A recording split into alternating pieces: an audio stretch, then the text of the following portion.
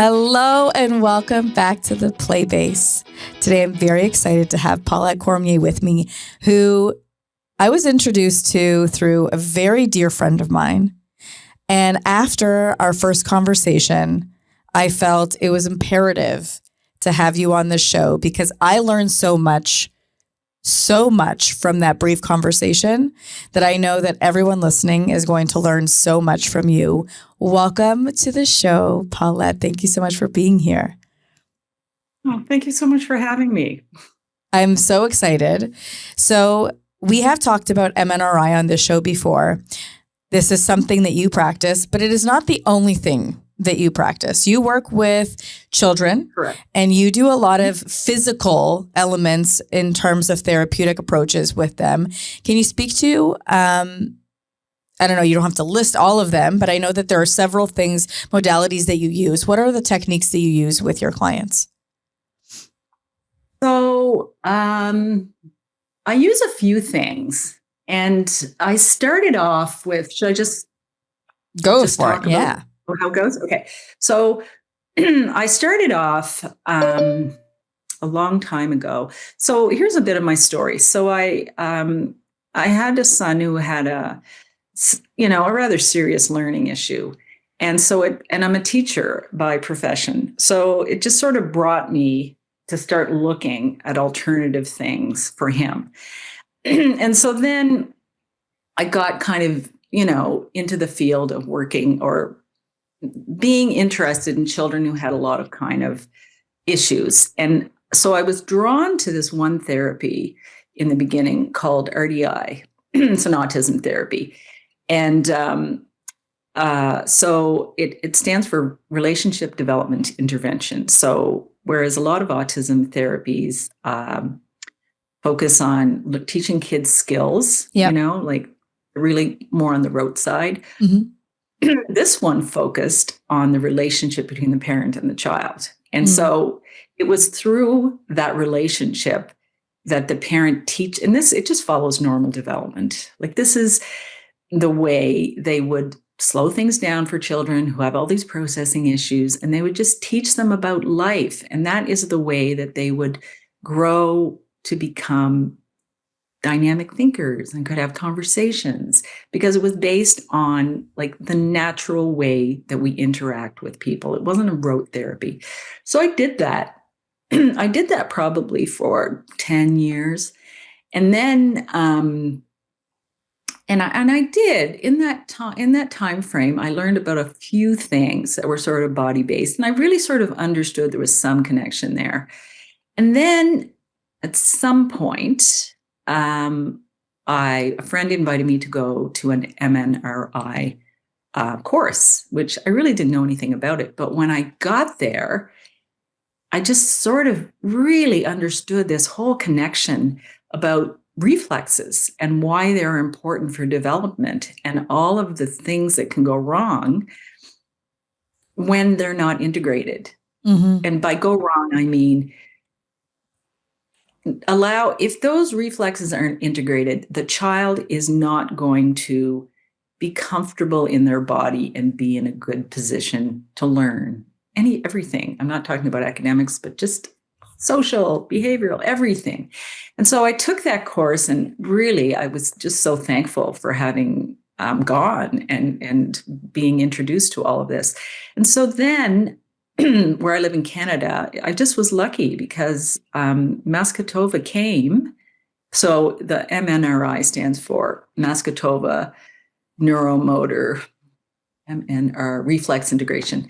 And so Mascotova, who really would be considered the gold standard of reflex integration, she came and she gave several courses, or people from her institute did. And so I took a lot of those courses. And so then I sort of did I sort of switched. Instead of like working on this more social emotional level, I started, and I'm more of a doer. I just like to hear and get stuff done. So I started transitioning what I did with children to a more body-based thing. So I worked with MNRI, which is all about the reflexes. But then along the way, I took another a series of courses in developmental movement. And that was really eye-opening as well. And then I took a few other things. But basically, what I really understood is that in this plan of development, whatever your religious, spiritual beliefs are, however we got to be here, and however we are born and meant to develop, it is in a certain way. So when children are born, this series of events happens. They move their bodies in the specific ways. And then, they have all the abilities that they need to live a productive, happy, independent life. And when you're missing those things, that's where things start to go off the course and children start to struggle and have challenges, right? But so even at a later point, if children have all those challenges, you can still go back and fill in those gaps and help them bodies get that practice that they need. And so this is my belief of what happens. Okay, so in the beginning, in the womb, when babies are in utero, the reflexes, these primitive, there's different kinds of reflexes, but the primitive reflexes start to emerge, like right away. And so by the time the baby is born, they have these full set of reflexes which are active. And so what that means is every time a baby touches something or is touched or moves their head in a certain way, their body is going to respond with this reflexive, involuntary, spontaneous movement that they have no control over. It's really like these genetic motor patterns that we're born with. That's a Muscatova term. Keep saying these genetic motor patterns. You mentioned something in our original conversation that we had a few weeks back that I had no idea about. And you spoke to me about how when a baby is struggling with feeding, what they might do is they might push on the baby's palm because that reflex opens the baby's mouth, which I thought, and I remember when you said that, I was like, I had no idea. Like all of these. That's a really good example. Yeah, that's a really good example. So when babies are born, okay, so that's Babkin reflex. Okay, so Babkin reflex means that your mouth, when you're born, your mouth is attached to your hand. So when babies are struggling to nurse, lactation consultants will often go like this, and the baby will go, because that connection is strong. And so you can imagine if you grew up and that reflex was still on, I mean, you're going to have problems with speech because your hand is not independent of your mouth, right? So here's another example, is hands grasp reflex. So you touch a baby here, they're going to do this, like right from the get-go. Yes. And so what happens with all of these reflexes is that the baby is touched, like here, for example, and there's this response, this spontaneous reflexive response. And that is necessary because that's what drives development. So to use this example, the baby's getting, as this is happening, the baby's getting all this practice with muscle development, coordination, voluntary movement. And so when the reflex, like the baby will do this and do this and do this, at some point, they've done it enough, right? Somewhere in the brain, something says, okay, now we've had enough of that. We're good. And the reflex will start to fade. So it'll become less and less until you can just do this to the baby and it's gone. So the same thing happens with all of these reflexes. And so this is what happens. The baby's born with them. The baby moves. These reflexes start to integrate. And at the same time that the reflexes start to integrate, the baby does all of these developmental, meaning brain-related movements on the floor. And so you can just think of young babies. What do? Well, first they lift up their head, they roll over, they sit up, they do this kind of army crawl movement on the floor. There's this whole sequence, and it happens in a sequence. As the reflexes start to integrate, the baby can do more and more. And in effect, all that movement, when the baby goes through all of that practice on the floor, it's like they finish off the integration of the primitive reflexes. So you don't want to see evidence of them. You want them to fade. It's not that they entirely go away. They just hide. And it's not that they can't come back. Like if you sustain, a traumatic injury or something, they might come back because they're there as protection. And you also, in the elderly, you do see them come back. So those two things are necessary. You have to integrate the reflexes, you have to do the movements. And so then, like by the time the baby is around 6 to 9 months, most of those primitive reflexes will have integrated, which is necessary for the third thing to happen. And that is this set of postural reflexes develops. And so while you don't want to see any evidence of the primitive reflexes, you do want the postural reflexes to be strong, because that's what gives children good posture and balance and the ability to fall and catch themselves and just to do everything that their body needs to do to run around and, get all that exercise and take everything in and be daredevils. And so when that process is complete, like by the time the baby is 3-ish, all those things should have happened. And then you have a child, is ready to go to school. Well, not at 3, but you know what I mean? When they get to school, they have all of the abilities to learn things easily, to do things with ease. So in terms of integration, the way that you integrate a reflex is that it's kind of like a muscle that needs to be worked at multiple times until it's built enough strength that that the individual no longer requires that reflex. Is that because in terms of when you're working with a child, for instance, you are doing specific exercises or specific motions or something physical with them to integrate that reflex that is then repeatedly, you are then giving exercises for the family to do daily, I assume, so that it is rehearsed over and over again. And then at some point, the integration means that the brain and that, has accepted that as rehearsed, like how does that, can you explain that to me a little bit? Okay, so here's maybe another way to say that, or just to show you what I actually do. Okay, so I always do at the beginning, I do a big assessment and I figure out, okay, so these are the reflexes that aren't integrated. These are the movements the child can't do. And these are the other ways their bodies are having trouble. And so, I work on a lot of things at the same time, but in the reflex sessions, I always work on the reflexes first, because you're not going to be able to do, because they're not integrated, you're restricted. So the way that you do it, it's different for all of the individual reflexes, but the reflexes have a pattern, right? So it's so for this one, you give the body what it wants. You go with the pattern that the body wants to do until they get enough of that. And at some point you start to oppose, you do the opposite movement. And so you can tell when things start to integrate, because if they're not integrated, there's a lot of ticklishness, dysregulation, tickling, like the myelins and all those neurons and everything.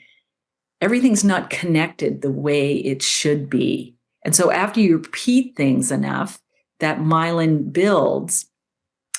sheath builds, and you have more connections, more neural connections, things talk to each other. And what you see they start to let go. So yes, there's a lot of practice with the reflex.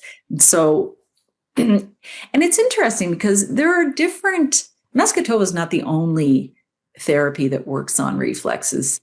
There's a few other ones. There's INPP that's out of England. There's a brain balance program. Yeah. You've probably heard of that. Brain balance, I've heard of in South Florida. Yes, I think so. And those do have value. But in my experience, what I would say, at least with the children I work with, the MNRI is more, I'm going to say it's more passive for the child. It's like the practitioner does the work for the child in the beginning. right? And then you start to see if the child can't do it, you just do it for them till their body gets the idea. But then when they can start to participate, that's great. And that's a needed step. But in the beginning, sometimes they just need you to do it for them. And so what we see in some of those other programs is that the child has to do the actual movement. And from my perspective, I prefer to be able to go back and start with the smallest step, because sometimes things are too hard for kids. And yes, they might be able to do a movement, but is it a compensated movement? Like, is there something in their body that's not going to let them do that properly? So when you go right back to the basics and you work with the reflexes in that way, in that MNRI way, you see that you can just get to the bottom of it. I guess that's probably the easiest way to say it. It's actually interesting. I had a conversation last week with a friend of mine, and we were talking about vision therapy. And one of my children has been in vision therapy, and in the vision therapy, they were working on her eyes working together. And she, like, what they found is that she has 20/20 vision in each eye, but they actually don't communicate. They weren't communicating together. They weren't working together. She couldn't merge both what both of her eyes were seeing, right? Convergence. She wasn't able to track as well. And I spoke to this mom, and she was like, "Oh, people do MNRI for that." And I was like, again, MNRI is coming up. And it was so interesting to me. And she was talking about this like cross-body reflex where, and I know that in OT and I know that in ABA, I learned this like crossing of the midline, right? This is a developmental step, is that I understand that my right arm and my right hand can go across my body and do, the writing, the drawing, the painting, the X, all those different development. I remember working on making X's with clients at young ages and like doing this whole cross body motion, and like T's and plus signs and just like this whole cross body motion. And when she said it to me, I was like, MNRI for vision too. Like there's so many elements that it supports with. And I know that originally the way that I understood MNRI was about I think more physicality and nervous system regulation, but I feel like it is so much deeper than just that. And not that that's small, because that is a lot. Well, if you think of it, like vision is an interesting thing. And people ask me that a lot. Like I have a new client and so I know this child has a lot of reflexes that are integrated. And then this client just texted me and said, "Oh, our friend's doing this vision therapy and they're having great results with their child. Should we do it with ours too?" And so this is what I say to everybody who says that. It's like, okay, so when vision develops, if you think of vision, like there's a foundation here, and then you have all the steps, and then you have the peak right at the top. So it's not like everything else happens and then you get vision at the top and then your vision boom happens. That's not what happens. But what happens within almost all of the reflexes, there is some visual component. And so as you are a baby and you're, doing those movements and you're doing your movements on the floor, you are working on some visual skill. And there's not just, I think, I forget if there's 17 or 18 different ways that your eyes merge. It's not just seeing on the paper, like you said, with your daughter. So as you're a baby and you're doing all those movements and you're integrating your reflexes, by the time everything's integrated, you've integrated your primitive reflexes, you've done your movements, you've got your postural reflexes, you're at the top here, your vision comes into play. And it is totally comes together. So it's so important. So anyway, like I have seen this, is people do vision. I'm not saying this happens all the time. And I'm sure there are children out there that go to vision therapy and they have a lot of successes with it. But I know with some more serious cases, like the kids who have autism and things, like working on vision is just too much, like hard for them, and they're frustrated. They just, like, I remember, anyway, we'll get into that. But so vision is really important. And if you just work on the vision without filling in all the gaps at the bottom, sometimes the vision doesn't hold. I totally understand that. And if you think about it from a neurological perspective and all the things that actually go into not just vision therapy outcome, but the participation in vision therapy itself and the engagement in the back and forth that has to occur in the vision therapy and the regulation that needs to occur, your reflexes need to be more integrated in order to even participate, I think, in that success. There have been studies that have followed kids, and what they've found is that if you test a child before they do reflex integration, like if you test their vision before they do reflex integration, and you test them after they've done it, like after the reflex, their vision's way better, Wow. And so what I say to parents is, like, why make this more frustrating for your child who already has so many challenges to begin with? So let's just give it, a few months, maybe 6 months, and see, okay, where is he? You know what I actually found in learning about reflex integration is I found that it should actually be a starting place. It would be a first step. And what is absolutely insane about it is that I've been in this field for over 15 years. And I heard about it when I moved to South Florida through somebody introducing me to Anastasia 3 years ago, 3 years ago, whenever it was. And I had a conversation with her, and I remember when she said MNRI, I said, "What?" I thought you said you're an OT. I was told you're an OT. What is MNRI? And I remember being on the phone with her and Googling and being like, what is MNRI? And she's explaining it to me, and my mind was absolutely blown that I had never heard of this. And then in South Florida, one of my closest friends then says to me, do you know Paulette? She's in Toronto. She does MNRI. And I was like, there's somebody in Toronto that does this and I'd never heard of it. It like blew my mind. And I really do believe, from what I understand about it, that this should be a starting place. Now, the first question I got asked is this evidence-based? There's a lot of, I guess it depends what kind of evidence you're looking for. But I know Maskatova herself, there's a lot of studies. There's a lot of studies out there. It's kind of interesting. Like, you having that reaction is like when I went to that first MNRI. Right. You know, you're like, oh my God. Like, yes. Who knew? Yeah. Yes. Yeah. And I feel very strongly, the more that I learn about it, that I feel like the first step is getting people to understand, because that's the gap always, right? It's, if I don't know, then that's a no-go area for me. I don't understand that. And there are some people that will go wherever you tell them to go. If I point in that direction, they will go. Yes. Right? So long as they have the resources to do it. Yeah.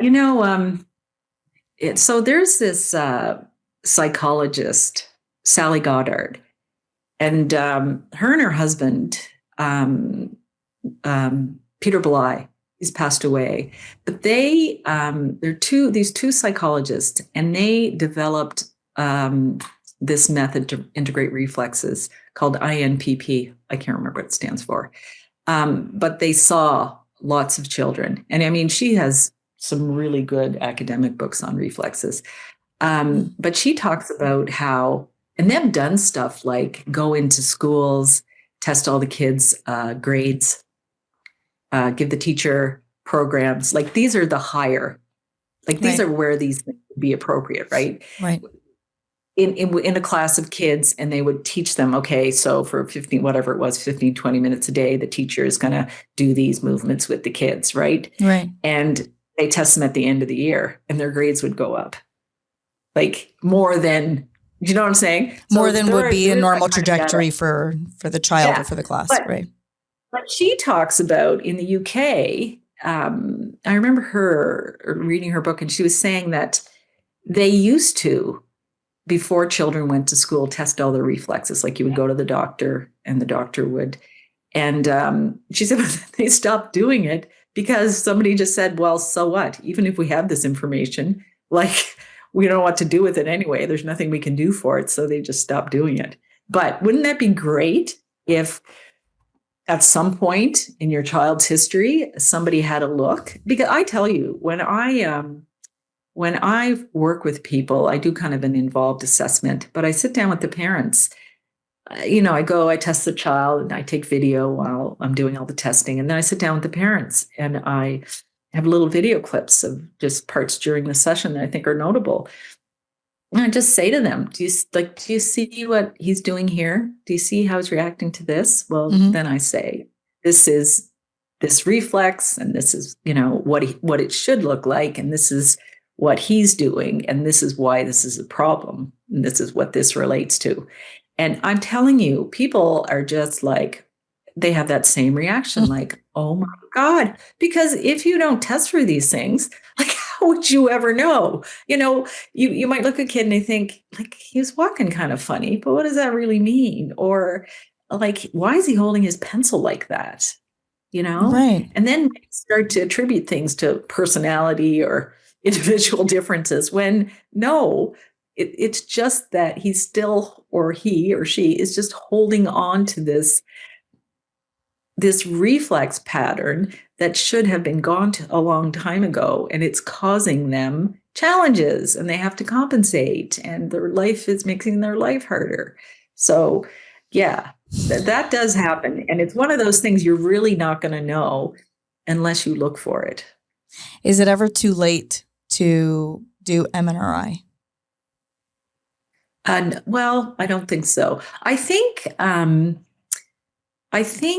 the younger, it's like about that whole critical period, the younger that children are, and I do see this in my work, the younger they are, the more success you're going to have. But there does seem to be a period. Like I've had friends who've had babies, and you can work with them when they're babies. You can work with them probably up until they start to be maybe, I don't know, they start moving around, and then it's very hard to get a child like that. What ends up happening is you chase them around and you try to get little things in. But until they're maybe about 4, like I can't, because I have them for an hour, but the parents could do it because you would, and that's what I do. I say, okay, you need to just a few times a day, try to do this movement with them or that movement with them. But then on the other hand, when you have kids who are older, and I've worked with teenagers and, I've worked with people in their 20s, you do. But here's what I find is you have to do it more often, and it takes longer because your body has had so much practice compensating in that way, right, that it's hard to let go of that. It's the same with behavior change. Early intervention is you see success much faster than engaging in behavior change in adolescence or adulthood, where things have been rehearsed and reinforced so many times that this is the way that I do things. And you can still change your behavior at any time. It just requires a lot more effort and consistency. And I'm assuming it's the same thing for any other therapeutic modality, right? It's a lot more effort and a lot more rehearsal, right? Like you have to do it over and over again. I have another question for you. Sure. Let's say a young parent or a new parent or a parent having another baby now is listening and wants to support the integration of their child's reflexes to support them I mean, I don't know if you can go over all of them, but you went over a few. And it's so interesting, actually, because as you said, you touch a baby's hand and they close their hand over. I remember being like, oh, my baby's holding my finger. Like and that it wasn't a reflex, and it was like attachment, right? I was like, oh, he or she's holding my finger. And it's like this sweet thing, but it's like, oh, it was a reflex. Okay. But that's a good thing because I have that memory of that happening many times. So that's like one reflex, right? Is touch the baby's hand, they'll close, and they get to practice this over and over again. Is there anything specific? Probably, well, if you just look at development, you look how small babies develop, and there's one thing that's really important is spending time on the floor, is tummy time, and now I think people know. Now I think the words are about that, and there's strategies. I know I keep hearing about these apps people have, and then their babies, they're tracking this and that. I mean, I don't know if that's the way to go or not, but tummy time is really important. And so what happens, this is what I see. Parents will say to me, oh, he didn't like it. He didn't like it. It was hard for him. He cried. And so there are some things you can do to help babies with that. So like they don't want to be on the floor, but lie on your back and put them on your chest, and you start small, but you'll see as they start to develop that neck, they're going to gain neck strength. And there's other things you can do. I mean, there's reflexes like head writing, where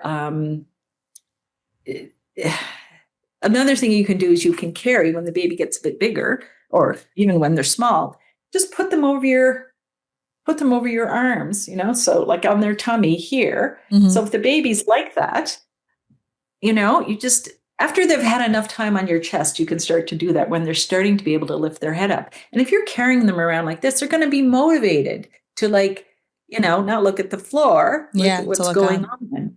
Yeah. I used to also lay on the ground in front of my child when they were doing tummy time, and I would talk to them and sing to them and engage with them. And that way, yes, especially at the beginning, they're crying because it's really hard. Their head feels very heavy to lift. They don't have the strength yet. And so that's what they're building, is that muscle. But I remember laying in front of them and being like, calling their name and smiling to them and making silly sounds. That way their motivation to do it I wasn't just leaving them on the ground to figure it out. I was engaging with them.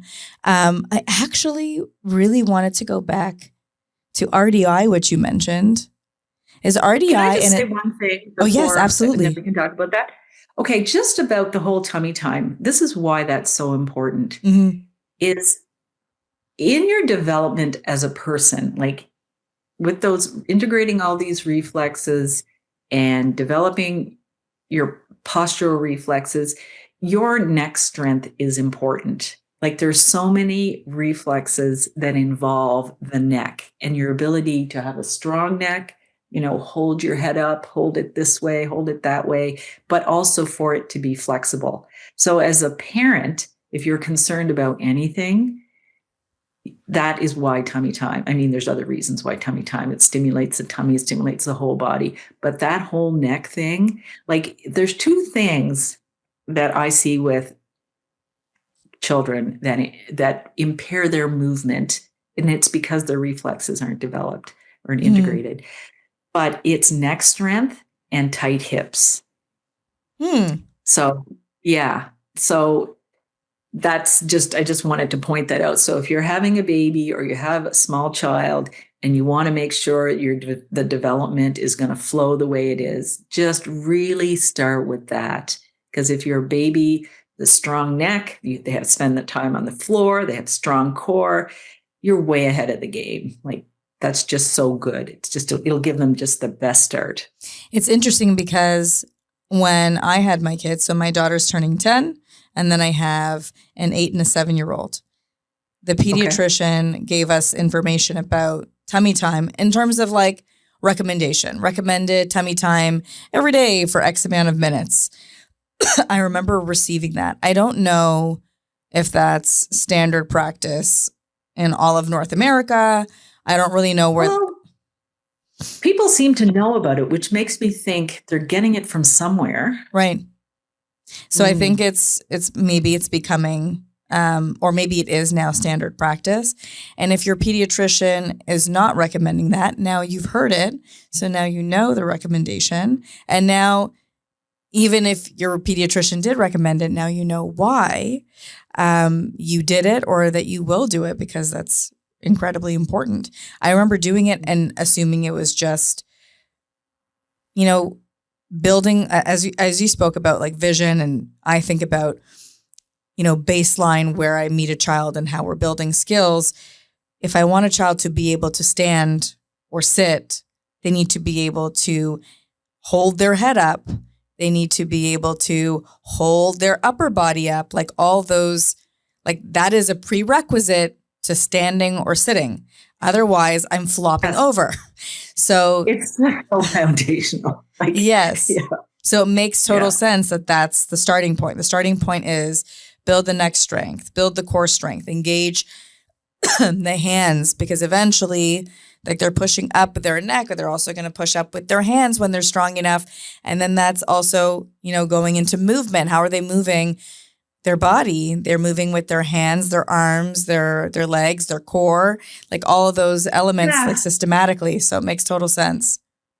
Yeah, like just here's a for example. So probably, like I also do this neurodevelopmental movement program with kids. So in sessions, I work on reflexes, and then I put kids through those movements that they should have done, and then as the reflex started to integrate, they can do more. But you really, and I see this so often, is that you know what the army crawl movement looks like? Yep. Okay, so you're lying on your belly, you're pulling yourself forward with one hand, and you're pushing yourself forward. You have your big toe stuck in the floor of the opposite leg. And so you push, it's just back and forth. Well, when kids get to that point, if they don't have strong neck strength, you just see the struggle. Like, it's so hard for them. And then, you have to, and it's not just the head you're lifting up, when you're practicing on the tummy, it's your shoulders come up, it's just all, it's a built-in foundational thing. Yeah, makes total sense. Total sense. Going back to RDI, I just had a question about it. Is RDI an attachment-based program? It focuses on attachment? Well, inherently, yes. So what it is, it's a parent coaching program. So what you do, like a lot of kids with autism, and I think, like, I also know about floor time, Yep. DIR. You know about DIR? Yeah, I was trained in DIR floor time. Oh, is that right? Yeah. So where DIR, here would be the difference. So DIR is about following the child's lead. Yep. So RDI is not that. RDI is about, like, in RDI, it's not about following the child's lead. It's about guiding the child. So you're the parent. You are the one who has all the knowledge about life, and it's your job to impart that to your child. Correct. In a very loving, caring way. Yep. Right? And so one of the key features is that, I mean, this is a whole Vygotsky thing, but like, it's like children learn through us. Because at first, they don't have their own ideas or know what to do. So it's like we stand in and we take that role on for them as long as they need it. And we gradually give that role to them. And so there is a lot of attachment, like just in the way you interact with your child, you're attached, but like, here would be something, or here would be an example of an RDI. So what you do is you create activities where your child has a role and you teach them to do the activity. But in that, whatever activity you choose to do, and it can be anything. It could be loading the dishwasher. Really, it could just be anything that you do around the house. You could play games, but you are the one who has the knowledge, and your child I mean, it builds referencing, it builds attachment. You really want to have you want your child to have that strong understanding that you are there to help them. You are the guide, you know what they need to know. And so when they're like doing an activity and they don't know everything because never done it before. And when they come to a spot that they don't understand, they reference you. Like you want to really build that referencing back and forth. So it's through those kind of activities that your child becomes to understand. Because can you imagine if you didn't really, I think that's an inherent thing. You're a child, but you understand that your parents are there for you. But say if you're a child who has autism and you don't really get that, because of all your sensory things, you don't have the referencing, you don't have that connection, like the world would be a very scary place. Right. So as what I used to see, I mean, it was a lovely program. I saw children make really good advances. But when I figured out about the whole body related thing, I was like, yeah, wow. Like you could support them even more if you give them abilities back. Yeah. That's really beautiful. I have a very special place in my heart for RDI. And when I work with families, I kind of slip those things into, but I think inherently I'm more of a doer, Yeah. So yeah, instead of telling people what to do, I just like to get in there and do it myself. Yeah. I believe you do something else with hearing as well. Yes. So I do this therapy, listening therapy called AIT. It stands for Auditory Integration Training. It's like 60 years old probably, but it's really interesting. I just thought I'd explain it because it's a really interesting thing for people to know about in case your child has an issue that it could help with. So you know how a lot of children with autism have sound sensitivities? Yes. Yeah, that's kind of a thing, and it's really kind of common. And even children who don't have autisms can have sound sensitivities. Yes. So my son had a sound sensitivity when he was young.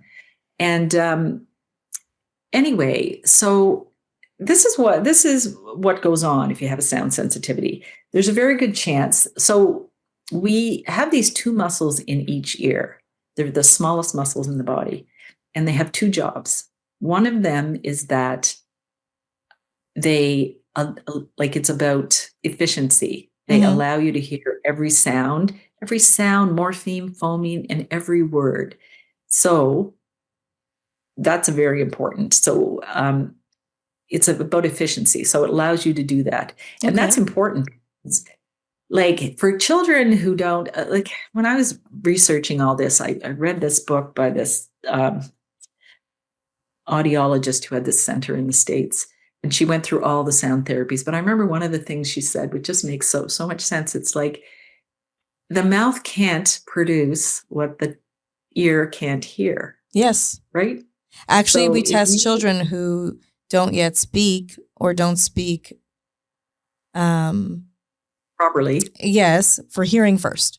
You want to make sure that what they are hearing isn't what they're trying to say, but that because sometimes we find like they need tubes or they have a hearing problem that then makes it, once that is cleared up, all of a sudden they're like, oh my God, the world opens up for them. And now they're able to communicate and replicate sounds that they couldn't hear before. And we didn't know that was the issue. So we often say that absolutely first.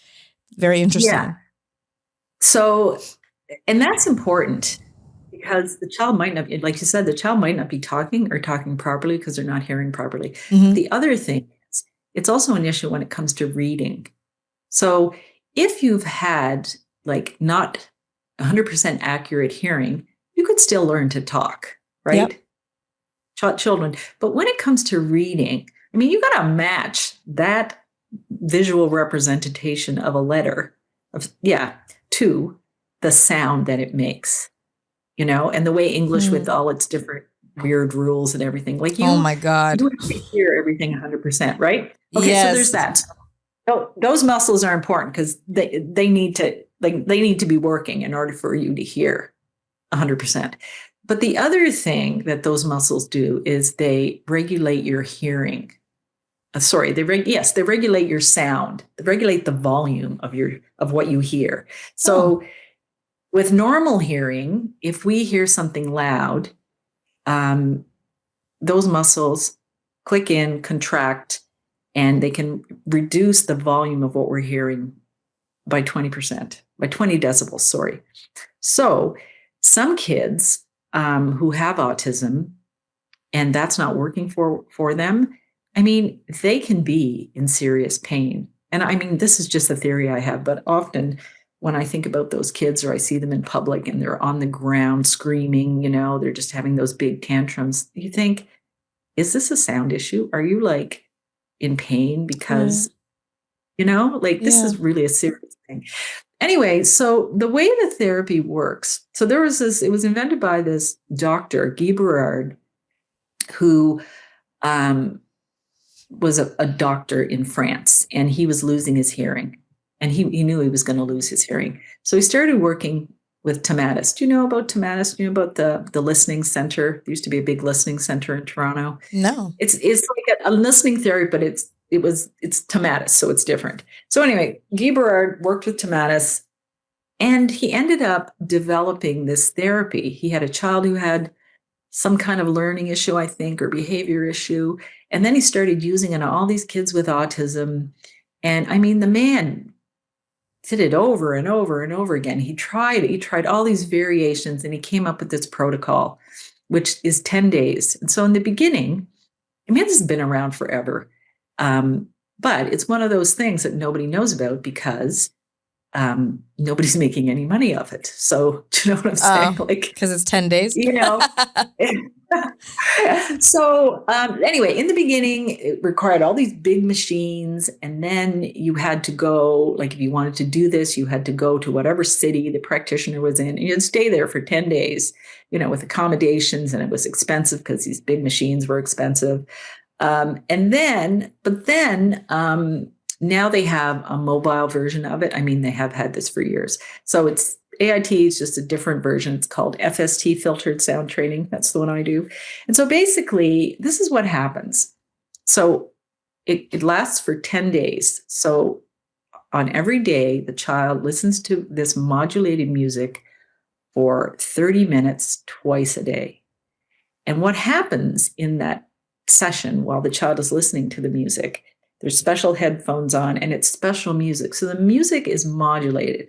And what that means is that the music gets loud and then it gets soft and loud and soft and loud and soft. And this happens over and over and over and over again in the 30-minute session. Okay, so let's picture this. Child is listening to music. They have the headphones on. The music gets loud. Well, if those muscles are not fully developed, even though they're not fully developed, they're going to try to work.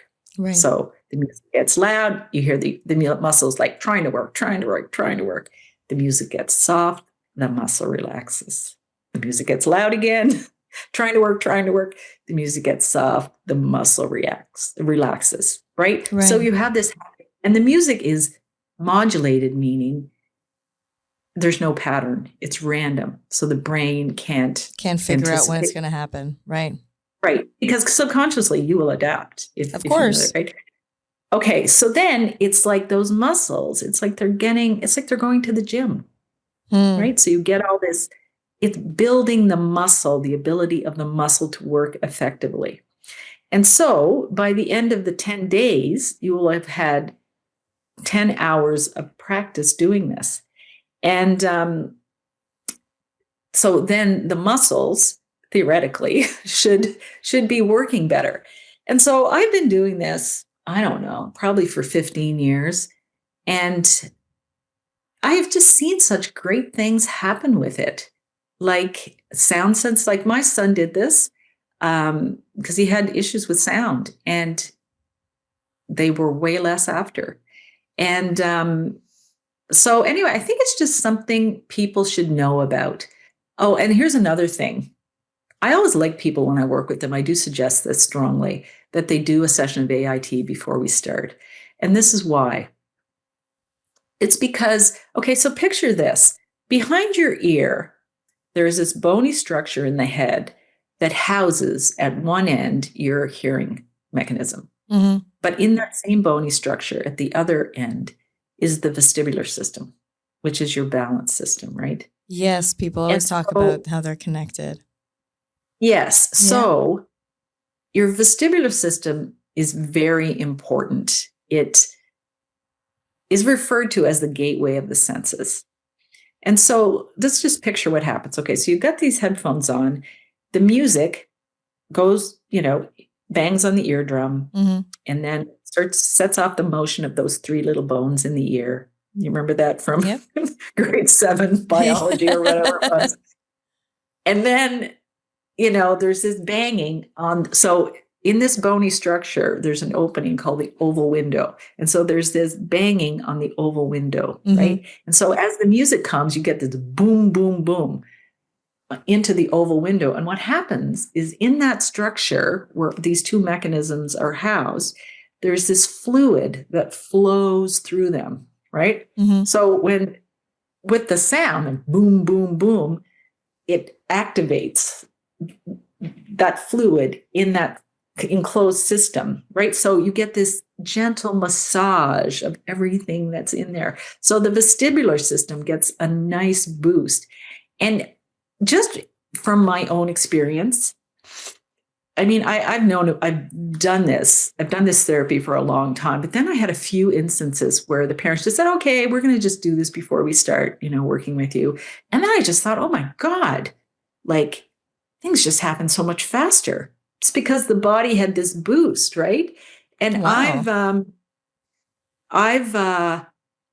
I know, it was amazing. And just some interesting things have happened. So overall, you get this, the child just appears to be more ready to learn. But I've had some really interesting things happen. Like, remember this one little girl, she's about 5, and she had autism, and she couldn't wear pants. She couldn't wear jeans to school because she didn't have the hand strength to button them. Oh, okay. This is, it's just a few years ago, perhaps before they had all that variations of jeans, but she just couldn't button her jeans, right? And then right after we did it, she could button her jeans, which was just so amazing. I feel like to me. it, when I learned about specifically autism, how sensory input enters the brain and how in a neurotypical brain, we funnel and filter what we need to attend to. Whereas for many people on the spectrum, all the information enters the sensory input system all at the same time, at the same volume, at the same intensity. And so I am looking at every color, everything that changes, and hearing everything at the same volume.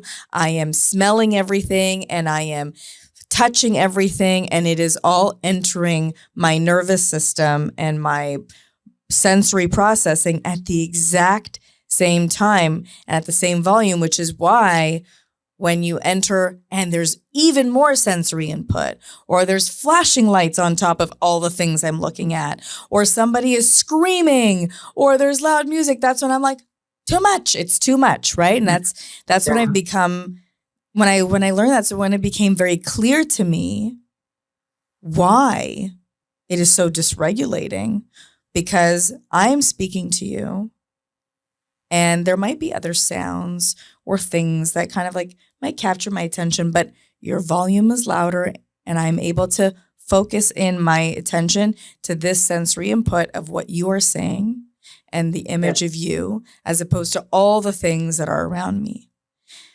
That is something that my brain has the capacity to do.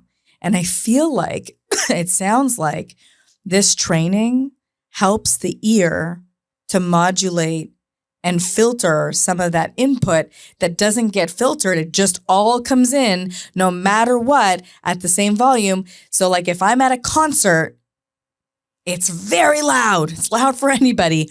And then I hear other people singing and there's so much motion and somebody's trying to talk to me and they have to yell to talk to me. And all of that input could drive somebody insane Of course it could. Yeah. if I couldn't tune things out, focus, and my eardrum could modulate the volume to be able to then be able to be present. Like all of that. Like I'm thinking about we're in a hockey game. Like we're both Canadians. So that's like part of our culture to go to a hockey game. And if you're going to go to a Leafs game, it's going to be a really loud game because Leafs fans are notorious to be incredibly insane. But like to be able to attend that and not like go into fight, flight, freeze, or fawn, like to do that and not. Yeah, well, that's all about like for us. Normally, we go into one of those loud experiences, and those muscles click in. Yeah, and you got 20 decibels. But if you don't have that, there is no like what you say. It's like there's no filter, right? And so, anyway, I just think not a lot of people know about that, but it's a really good tool to have. And I've seen some really great things. Kids often get like a nice vestibular boost. Sometimes their behavior, just calms down, and it's just a really nice thing to be able to do for people. And interestingly enough, I don't know what's going on, but I really found, and I can't even explain this, but there was such a significant change during COVID. I mean, the way the therapy works is you want the music to be loud, not originally, but you gradually increase it so the child is able to handle louder volume, and it's the loud volume that builds the strength of the muscles. Mm-hmm. So you want for the therapy to work the best, you want it to be loud. But this is the same approach that I use with everything. You never want to stress the child, because once you go into that overwhelm, there's no learning happening. Agreed. Physically, mentally. So in this therapy, what you do is you only put it as loud as the child can handle, right? So, but during COVID, I just, kids used to be able to go up here and then significantly lower. And you're thinking, oh my God, like, what happened? Like, is it just because we were all home in our houses that people didn't have exposure? I don't know what, but it was so striking to me. I think COVID impacted people in many, many, many, many, many, many, many countless ways. Yeah. Yes, that's going to take years for us to actually identify really all of them, and we will be, let alone get over them. Yes, we will. We will be, the lab rats of the effects of such a pandemic and how governments handled them and what we had to endure. Yeah.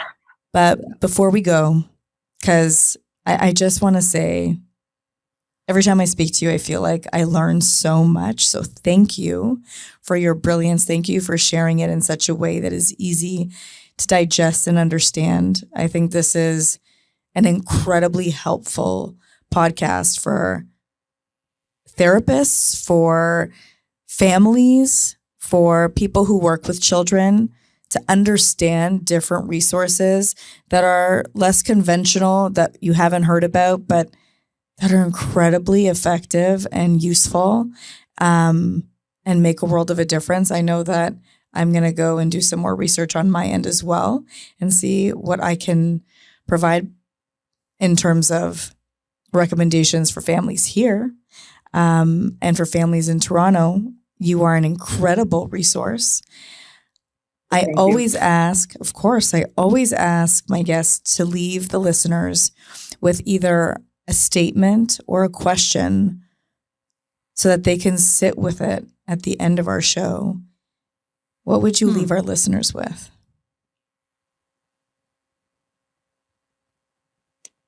Well, if you're a parent, here's sort of an analogy.